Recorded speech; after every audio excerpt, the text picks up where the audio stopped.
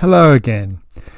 Today is the 5th of July and I want to make another video in my series looking around the garden.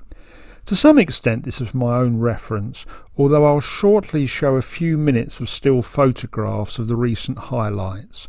All are labelled with the names of the plants concerned should you wish to get any of them for your garden.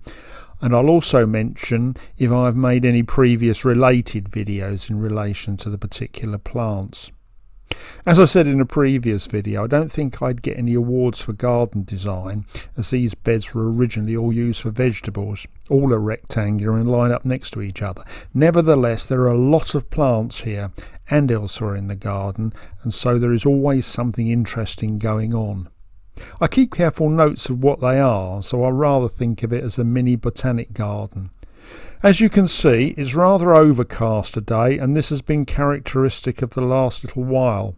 All the rain, however, has brought on many of the plants excellently, although it's been a bit much for the strawberries. Video 12 shows the spring care of these strawberries. They've grown well and we've had a supply to last us halfway through Wimbledon.